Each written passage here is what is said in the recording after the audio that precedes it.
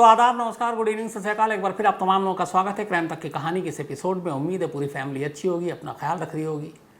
आज खबर ज़्यादा गहमा गहमी कई दिनों बाद लगा कि यूक्रेन रूस के बीच जंग थोड़ी कम हो गई है, क्योंकि पाकिस्तान से खबर थी इमरान खान की सरकार गिरे या बचे, इसी को लेकर।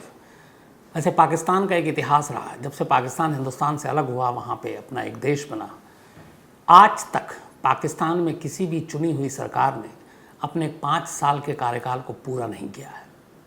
इस दौरान में तमाम वज़ीर आज़म यानी कि प्रधानमंत्री, प्राइम मिनिस्टर हुए, लेकिन कोई भी 5 साल तक सरकार में नहीं रहा। 5 साल से पहले या तो सरकार गिरा दी गई या पकड़ के जेल में बंद कर दिया गया, फांसी भी दे दी गई जुल्फ़िकार अली भुट्टो को जैसे। इसके अलावा सेना ने वहाँ पे हुकूमत की। तो इमरान खान को अभी 4 साल पूरे नहीं हुए, लगता है पाकिस्तान का इतिहास एक बार फिर दोहराने जा रहा है। और 5 साल से पहले ही इमरान की सरकार भी शायद गिर जाए। अभी तक वही है, लेकिन बाकी राजनीति में कुछ भी हो सकता है। तो एक तो ये अपडेट। उधर यूक्रेन और रूस के बीच बहुत सारी बातें हो रही हैं। अब शायद ऐसा लग रहा है कि समझौता हो जाए दोनों के बीच में। ये भी खबर आ रही है जेलेंस्की और पुतिन की शायद पहली बार मुलाकात भी हो। तो दुआ यही है कि जंग ख़त्म हो जाए, ये बर्बादी थम जाए। तीसरी चीज़, एक दिल दहला देने वाली खबर छत्तीसगढ़ से आई थी। अपने क्राइम तक फैमिली के मेंबर ने भेजा भी इसे, बहुत सारे लोगों ने। ये छत्तीसगढ़ में एक जगह है, सूरजपुर डिस्ट्रिक्ट है, और उसमें एक गांव है जरही या जरही। एक 17 साल की बच्ची, एक 17 साल की लड़की स्कूल से लौटी। 24 फ्राइडे का दिन था, घर में अकेली थी।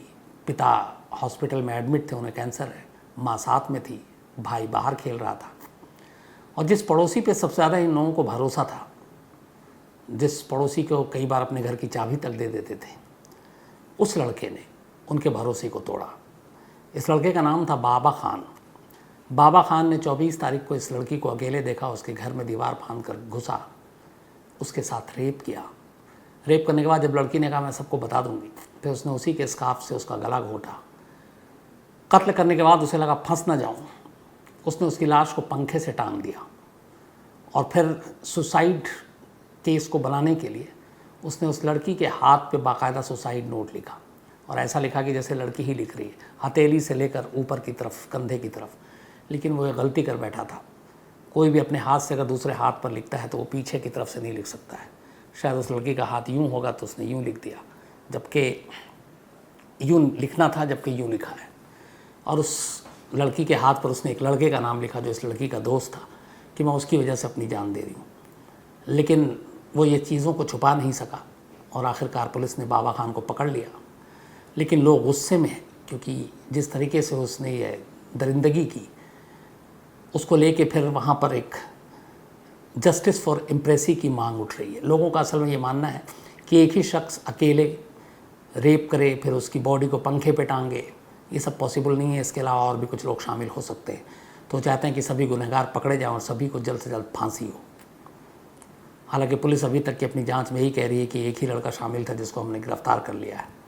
और अगर लड़की की एग्जैक्ट जो बर्थ सर्टिफिकेट सामने आएगी, उसके बाद ये पता चलेगा कि वो माइनर है, तो उसी हिसाब से फिर सारे कानून, उसकी धाराएं होंगी, और फिर उसी हिसाब से अदालत में मामला जाएगा। कितनी जल्दी जाता है ये वहाँ की पुलिस के ऊपर है। लेकिन एक अफसोसनाक मामला जिसको लेकर सोशल मीडिया पे भी काफ़ी कुछ आया, और जस्टिस फॉर इम्प्रेसी उसकी एक मुहिम से भी उठ रही है। ये भी एक अफसोसनाक चीज़ है कि जब ऐसे हादसे हो जाते हैं तो फिर हम लोग जस्टिस के लिए मांग करते हैं, मोमबत्तियाँ जलाते हैं, कैंडल जलाते हैं। फिर सरकार भी जागती है, फिर कहती है, कुछ भरोसा देती है करेंगे। लेकिन फिर 2-4 दिन बीतता है, फिर किसी नए नाम, नए शहर, नए कस्बे, नए गांव में एक और किसी नए नाम से मोमबत्तियाँ जलती हैं। फिर वही मूवमेंट, वही आंदोलन। मालूम नहीं कब तक महिलाएं सुरक्षित रहेंगी हमारे देश में। ये बेहद अफसोस की बात है कि इसलिए कि हर महिला हमारे अपने हर घर में, कोई भी ऐसा घर नहीं है जहाँ महिलाएं ना हो, माँ, बहन, बेटी, बीवी के रूप में। और उन्हीं महिलाओं के साथ अगर इस तरह का क्राइम इतनी तेज़ी से इतना ज़्यादा हो तो अफसोस की बात है। और बार बार मैं कहता हूँ, वजह यही है कि क्रिमिनल के मन में खौफ नहीं है। अपने यहाँ जो रेप के कन्विक्शन के रेट है, हर 4 रेपिस्ट में से 3 छूट जाता है, यानी हर 100 में से 75 छूट जाता है। हर 1000 में 750 छूट जाता है। 1 लाख में 75,000 छूट जाता है। तो जब कन्विक्शन रेट इतना कम होगा तो हौसला बढ़ेगा। जबकि आजकल टेक्नोलॉजी का ज़माना है, आप डीएनए और बाकी चीज़ों के ज़रिए बहुत आसानी से अक्यूज़ को पकड़ के कोर्ट में साबित भी कर सकते हैं। लेकिन लगता है मुझे वक्त लगेगा। तो ये थी वो अपडेट। लेकिन अब कहानी पर आऊँ उससे पहले एक बार फिर, आप तमाम लोग कहानियाँ सुनते हैं तो कुकू एफएम भी कहानियाँ सुनाता है, और कुकू एफएम पर आप जाएंगे वहाँ तमाम तरह की कहानियाँ मिलेंगी, चाहे वो क्राइम की हो, कॉमेडी की हो, बायोग्राफी हो, क्रिमिनल की हो, बाकी दूसरी रहस्य रोमांच की हो। तो ज़रूर कुकू एफएम पे आप कहानियाँ सुनें, और क्राइम तक के लिए क्राइम 50 बाकी डिस्क्रिप्शन लिंक पे है, आप उसको डिटेल में पढ़ें। और कुकू एफएम पर भी आप अपने मनपसंद की तमाम कहानियाँ सुन सकते हैं। अब आते हैं आज की कहानी के ऊपर। कुछ वक्त पहले, बल्कि 2018 में एक फ़िल्म आई थी KGF। मैंने भी देखी इसको 2-3 बार, और इसमें एक एक्टर जो हैं साउथ के, यश, इस फिल्म ने यश को बहुत सारे यश दिला दिए। फिल्म ज़बरदस्त बॉक्स ऑफिस पर हिट रही। फिल्म की कहानी, फिल्म का प्रेजेंटेशन, सिनेमाटोग्राफी सब लाजवाब था, और उसके एक्शन, यश की अपनी एक्टिंग, और उसके बाद से ही KGF 2 का इंतज़ार किया जा रहा था, जिसका ट्रेलर अभी रिलीज़ भी हो गया है। अब KGF 2 आ रही है, और उसी KGF के बाद ये बहुत सारे सवाल उठे। बहुत सारे अपने क्राइम तक फैमिली मेम्बर ने भी ये भेजा था कि क्या वाकई KGF की कहानी रियल है, सही है। क्योंकि KGF की कहानी जो है वो एक सोने के खान की कहानी है, कि एक सोने का खान है, खदान है, जहाँ से सोना निकलता है, वहाँ मज़दूरों पे जुल्म होता है। तो क्या वाकई साउथ में ऐसी कोई जगह है KGF नाम की जहाँ पर सोना होता है या है।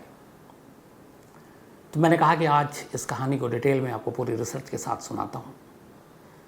KGF सचमुच में एक जगह है, और KGF में सचमुच सोने की खान थी। अब भी कुछ होगा, लेकिन थी। एक ज़माने में हिंदुस्तान का 95% सोना इस एक इकलौते खान या खदान KGF से ही निकलता था, और हिंदुस्तान की ज़रूरतों को पूरा करता था। आज हालांकि टॉप 5 सोने के खान या खदान में हमारी गिनती देश की नहीं होती है।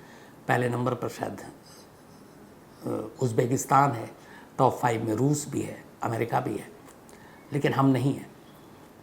एक वक्त था कभी हम शायद नंबर 6 पे हुआ करते थे, अभी नहीं है। सोने का जो एक बार और भी मैंने आपको बताया था कि गोल्ड बैंक जहाँ पे रखते हैं, जिससे किसी देश की अमीरी और गरीबी का एहसास होता है, उसमें भी हमारी रैंकिंग बहुत कम है, क्योंकि हमारे पास गोल्ड का भंडार कम है। लेकिन ये वो है जो गोल्ड ख़जाने के तौर पर रखे हुए हैं हमारे देश में या बाहर के देशों में। अगर घर घर आप सोना निकालेंगे तो शायद बाकी दुनिया के देश हमसे आगे नहीं जाएंगे, क्योंकि हमारी एक कल्चर, एक परंपरा, एक वो रही है। हम लोग पैसे और बैंक तो बाकी बाद में जाने लगे। अगर ज़रा सी सेविंग करनी होती है तो फिर गोल्ड, जेवर शौकीन, तो हर घर में सोना ज़रूर मिलता है, चाहे अमीर हो या गरीब हो, चाहे थोड़ा सा मिले या बहुत सारा मिले। तो अगर घर घर से सोना निकाला जाए तो फिर दुनिया में शायद हमसे ज़्यादा सोना किसी के पास नहीं होगा, लेकिन वो सरकारी प्रॉपर्टी नहीं है। तो आज की कहानी उसी KGF की है। सबसे पहले KGF, ये तो फिल्म थी, लेकिन हकीकत क्या है। Kolar gold field, KGF, Kolar gold field, ये उसका पूरा नाम है, और ये जगह एग्जिस्ट करती है कर्नाटक में।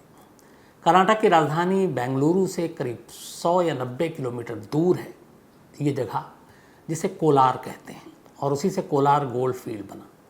एक ज़माने में कोलार बिल्कुल नॉर्मल सी जगह थी, वहाँ पे कुछ नहीं था, ना उतनी आबादी थी, ना अमीरियत थी, ना रईसी थी।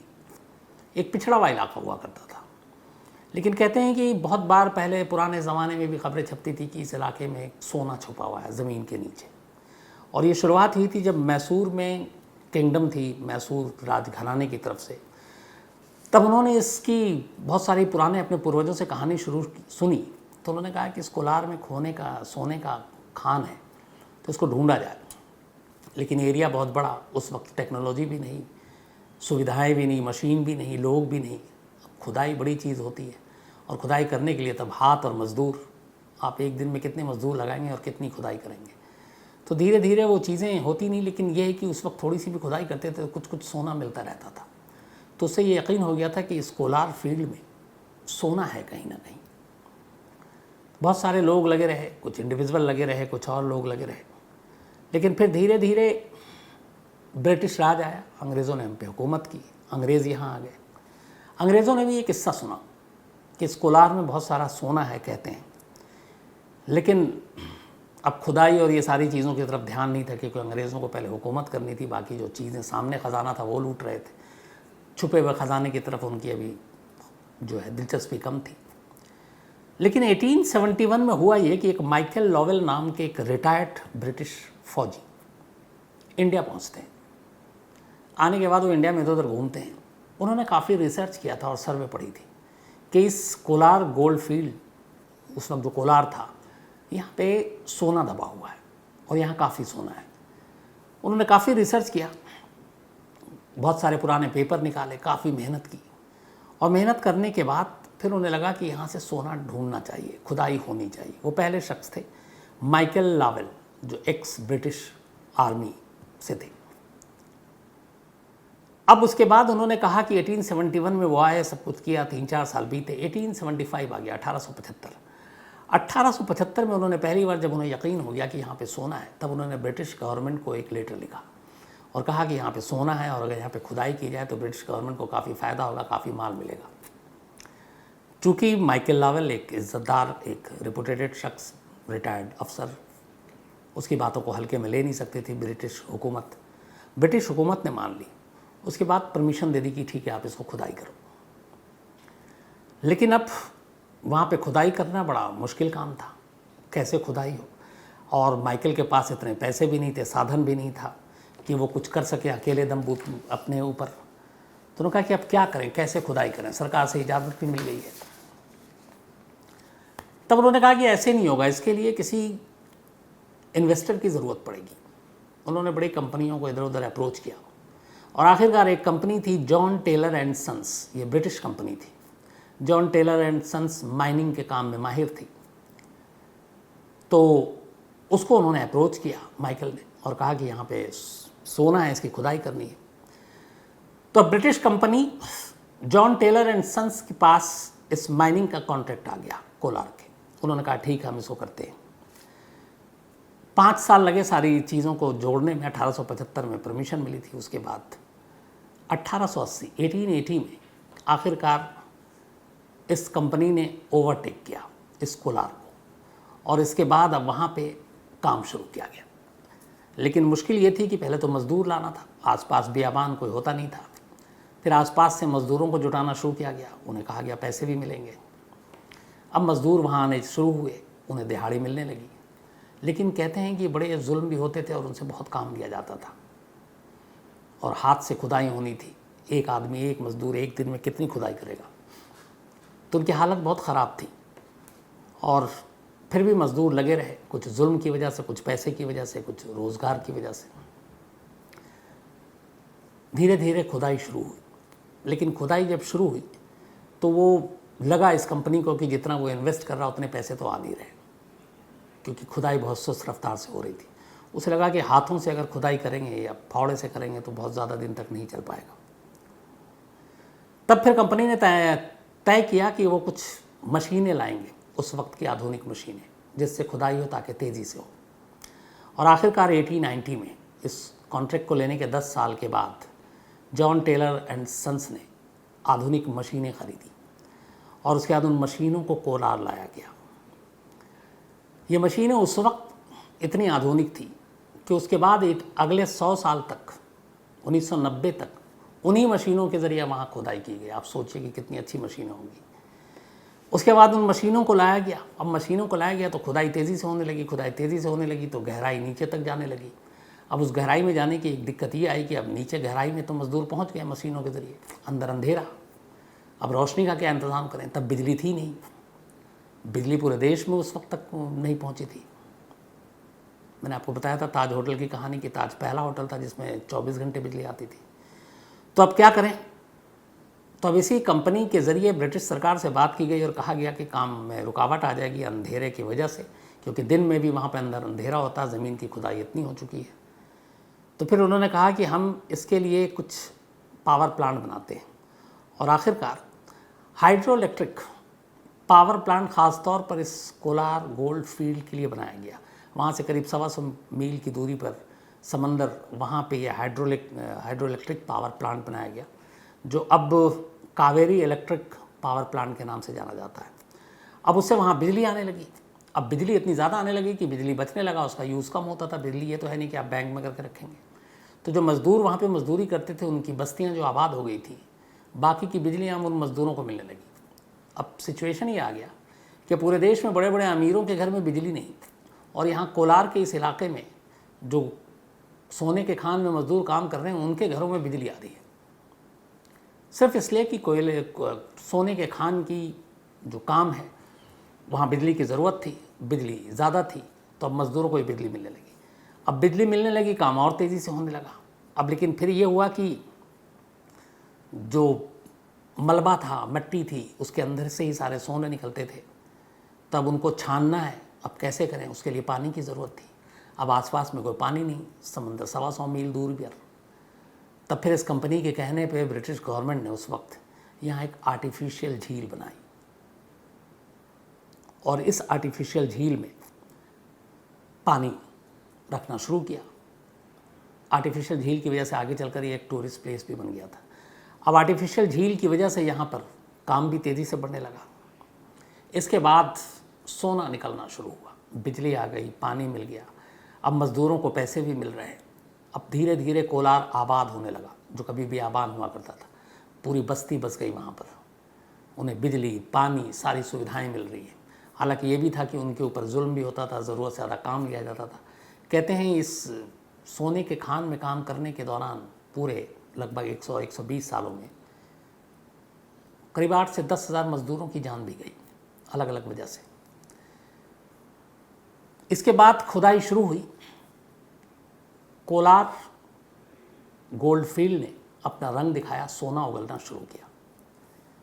कहते हैं कि केजीएफ इकलौता ऐसा गोल्ड माइन था जहाँ से उस वक्त 95% इंडिया में जो कुल गोल्ड 100% निकलते थे बाकी छोटे मोटे माइन से, उसका 95% गोल्ड अकेले इस केजीएफ से ही निकलता था, कोलार गोल्ड फील्ड से। और इसके सोने निकलने लगे, अंग्रेज़ खुश, कंपनी भी खुश, सब कुछ ठीक चलने लगा। अब धीरे धीरे जब सोना इतना निकलने लगा तो इस से जो जुड़े हुए लोग थे कंपनी के या ब्रिटिश सरकार के, वो अब कोलार की तरफ रुख करने शुरू हुए। उन्होंने क्या किया कि वहीं पे इस कोलार गोल्ड फील्ड के पास अपने बंगले बनाने शुरू कर दिए।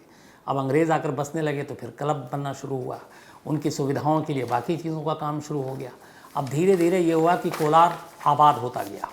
अब अंग्रेज़ों की वजह से, अंग्रेज़ हैं तो फिर भारतीय भी रहेंगे, आखिर उनके काम कौन करेगा, तो उनकी बस्तियाँ भी फिर डेवलप होने लगीं। उसका एक वक्त ऐसा आया कि ये पूरा कोलार मिनी इंग्लैंड के नाम से जाने लगा, क्योंकि एक तो यहाँ का मौसम भी लगभग इंग्लैंड जैसा था, ठंड ज़्यादा रहती थी 12 महीने में ज़्यादातर। तब धीरे धीरे अंग्रेज़ अफसर आए, उनके परिवार के लोग आए, और ये एक छोटा सा शहर डेवलप होता गया। कहते एक वक्त ऐसा है जब करीब 2.5 लाख के करीब लोग इस इलाके में रहने लगे। मज़दूरों को भी पैसा मिल रहा था, गोल्ड भी ठीक ठाक निकल रहा था, सुख सुविधाएं भी सारी हो गई थी। लेकिन इस दौरान में खुदाई करते करते, सोना निकालते निकालते लालच इतना ज़्यादा हो गया था कि इस कोलार गोल्ड फील्ड को इतना खोद दिया गया गहराई में कि दुनिया की ये सबसे, शायद दूसरी सबसे गहरी एक तरह से एक गड्ढा कर दिया गया था। ज़मीन के नीचे 3 किलोमीटर, 3 किलोमीटर। अब आप सोचिए कि ज़मीन के नीचे 3 किलोमीटर की गहराई कितनी होगी। अब उस चक्कर में है कि 3 किलोमीटर गहराई तक जाना मज़दूरों का, वहाँ से गोल्ड लेकर आना, वो अपने आप में जोखिम भरा काम है। तापमान, टेम्परेचर सब बदल जाए, घुटन, ऑक्सीजन सब गायब हो जाए। वैसी सूरत में भी काम किया जिसकी वजह से बहुत सारे मज़दूर मारे गए, लेकिन काम चलता रहा। और करीब अगले 70-80 साल तक केजीएफ में खूब सोना उगला। इस सोने से खूब ब्रिटिश सरकार ने कमाया, और ये सब कुछ काम होता रहा। लेकिन फिर ब्रिटिश हुकूमत गई। ब्रिटिश हुकूमत के जाने के बाद हिंदुस्तान आज़ाद हो गया। उसके बावजूद अगले 9 सालों तक इंडियन गवर्नमेंट ने भी उसी जो माइनिंग कंपनी थी उसको, जॉन टेलर एंड सन्स, उसी को ये ठेका दिया हुआ था, और वही गोल्ड निकाल रहा था। मतलब ब्रिटेन छोड़कर देश को चला गया, हम आज़ाद हो गए, लेकिन अंग्रेज़ों की कंपनी अब भी माइनिंग कर रही थी और गोल्ड निकाल रही थी। लेकिन अब गोल्ड इतना निकाला जा चुका था वक्त से पहले कि धीरे धीरे यहाँ से गोल्ड निकलना कम हो गया, और इसके बाद देश आज़ाद हुआ। 1956 में आखिरकार इस केजीएफ को फिर स्टेट गवर्नमेंट ने, कर्नाटक सरकार ने अपने अंडर में ले लिया। अब कर्नाटक सरकार की निगरानी में यहाँ से सोना निकाला जाने लगा। सोना बहुत कम निकल रहा था। फिर 1972 आया। 1972 में भारत सरकार ने एक कंपनी बनाई, BGML, Bharat gold mines limited. India में जितने भी गोल्ड की खुदाई होगी, खान होंगे, वो सब सेंटर के अंडर में होंगे, यानी इंडियन गवर्नमेंट के। तो स्टेट गवर्नमेंट से 1972 में भारत सरकार ने अपने अंडर में ले लिया और उसके बाद यहाँ पे माइनिंग का काम चलता रहा, काम करते रहे। लेकिन गोल्ड लगातार कम होता जा रहा था। हमसे पहले अंग्रेज़ी लगभग सब कुछ निकाल चुके थे, लेकिन गहराई इतनी हो गई, गोल्ड इतने निकाल लिए गए, कहते हैं अलग अलग फिगर है, 800 से 1000 टन के बीच में इस KGF से गोल्ड निकाले गए। 800 से 1000 टन, अंदाज़ा लगाइए कितना गोल्ड होगा। खैर ये गोल्ड का काम चलता रहा, लेकिन फिर धीरे धीरे 1990s आया। 1980 के बाद यहाँ पे हुआ ये कि अब कंपनी BGML ने तो ले लिया, लेकिन अब मशीनें हो रही हैं, खुदाई हो रही है, मज़दूर लगे हुए हैं और गोल्ड निकल रहा बहुत कम। तो अब कंपनी को नुकसान ज़्यादा हो रहा, भारत सरकार को भी नुकसान ज़्यादा हो रहा है। वो पैसे लगा रहे हैं, 1000 रुपये रिटर्न में सोना मिल रहा है 100 रुपये का, तो वो कब तक खींचते। आखिरकार 2001 में भारत सरकार ने फैसला किया कि यहाँ पे माइनिंग का काम बंद कर दिया जाए। तो 120 ईयर्स, 120 साल के बाद KGF में सोने के खान की खुदाई को रोक दिया गया। क्योंकि उसके रोकने की एक वजह थी, जो एक रिपोर्ट आई उसमें यह था कि पहले यहाँ पे जब मट्टी खोदी जाती थी, ज़मीन खोदा जाता था, तो 1 टन मट्टी के अंदर 47 ग्राम गोल्ड निकलता था। बाद में यही 1990 के बाद ये हुआ कि 1 टन में सिर्फ 3 ग्राम गोल्ड निकलता था, तो नुकसान ज़्यादा था। आखिरकार इस नुकसान की वजह से ही और गहराई ज़्यादा होने की वजह से, दुनिया में सबसे ज़्यादा गहराई सोने का कोई खान है तो वो साउथ अफ्रीका में है, नंबर 2 पे KGF था। तो भारत सरकार ने 2001 में इसको हमेशा हमेशा के लिए बंद कर दिया। अब बंद तो कर दिया, अब इससे मज़दूरों की हालत ख़राब हो गई। पहले मज़दूरों की फ़ीस दिहाड़ी कम की गई, लेकिन फिर और नुकसान होने लगा तो इसको बंद कर दिया गया। अब वहाँ पे सैकड़ों हज़ार मज़दूर काम करते थे, अब वो क्या करें। तो उसको लेके ये हुआ कि भैया उनके लिए अब भारत आज़ाद है, अपनी सरकार है, तो लोगों ने भी आवाज़ उठाई हमारे रोज़गार का क्या होगा। तो फिर ये हुआ कि भारत सरकार कुछ करेगी, लेकिन 2001 के बाद इसे बंद कर दिया गया। मज़दूरों का आंदोलन चलता रहा, लेकिन किसी ने ध्यान नहीं दिया। 2018 से पहले जब ये यश की फिल्म KGF आई, तब तो कुछ शायद बहुत कम लोग जानते भी थे कि कोलार गोल्ड फील्ड नाम की कोई जगह भी है कर्नाटक में, जहाँ से इतना सोना निकला, 800 to 1000 टन के करीब, 120 साल जहाँ खुदाई हुई है।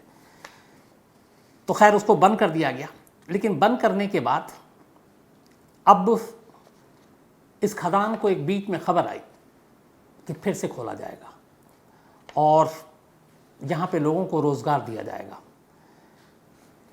अब उसके बाद यह है कि ये कब खोला जाएगा इसके बारे में कोई जानकारी नहीं, लेकिन ख़बर यह है कि इस खदान को फिर से खोलकर और जो भी इसमें होगा, क्योंकि अभी भी कई एक्सपर्ट्स का कहना है कि इसके अंदर बहुत सारा सोना है और ये जो पूरा फील्ड है वो बहुत बड़े दायरे में फैला हुआ है, तो और खुदाई हो सकती है।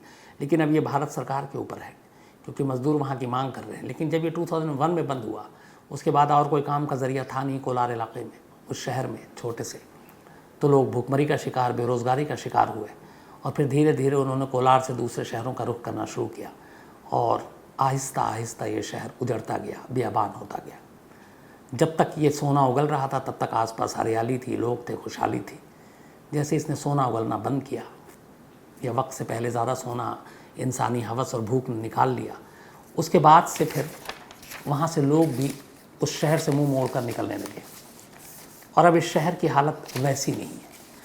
2018 के बाद एक फ़िल्म के ज़रिए लोगों को अगर जिस शहर के बारे में पता चले तो आप अंदाज़ा लगाइए। और ये पूरा शहर उन लोगों का ही से बसा हुआ था जो कभी ना कभी इस सोने के खान में काम करते थे, उनके बाकी पूर्वज जो थे, फिर बाद में अगली पीढ़ी वो सभी शहर में रहती थी। तो KGF जो फिल्म बनी उसकी रियलिटी ये है कि KGF नाम की एक चीज़ है, कोलार गोल्ड फील्ड कहते हैं, कर्नाटक में है, बेंगलोर से करीब 90 से 100 किलोमीटर की दूरी पर है, कोलार शहर में है। और इसने इस देश को सबसे ज़्यादा सोना दिया, सोना उगला, लेकिन अंग्रेज़ों ने दोनों हाथों से समेटा उस सोना को। तो ये थी कहानी KGF की। अब कहानी ख़त्म करूँ उससे पहले अपना सिलसिला। फैसल सईद इनका जन्मदिन है, तो हैप्पी बर्थडे फैसल। वाजिद सईद ने भेजा है। इसके अलावा युगांक मिश्रा का भी आज जन्मदिन है, तो हैप्पी बर्थडे युगांक।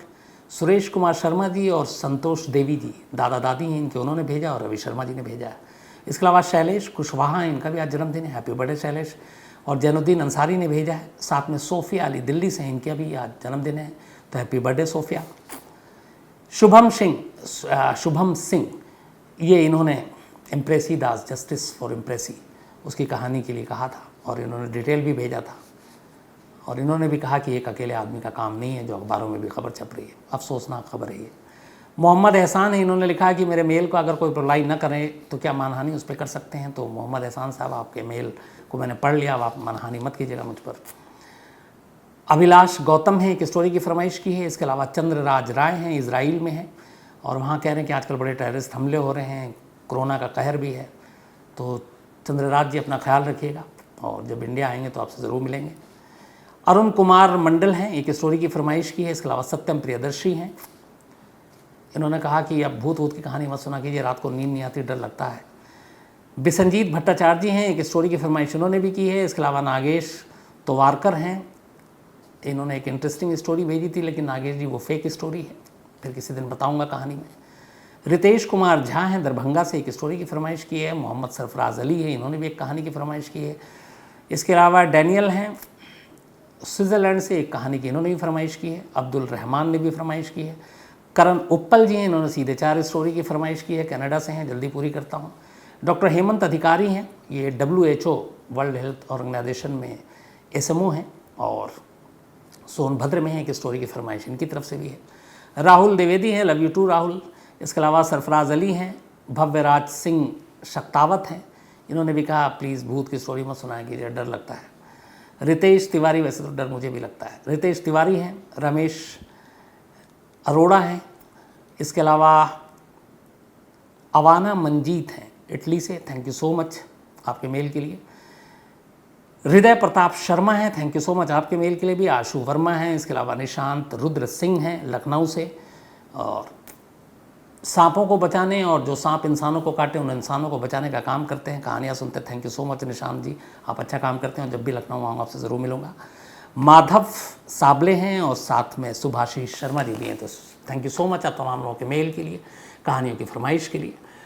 अब आपसे मुलाकात होगी कल रात 9 बजे किसी नई कहानी के साथ, तब तक अपना ख्याल रखिएगा। Thank you very much.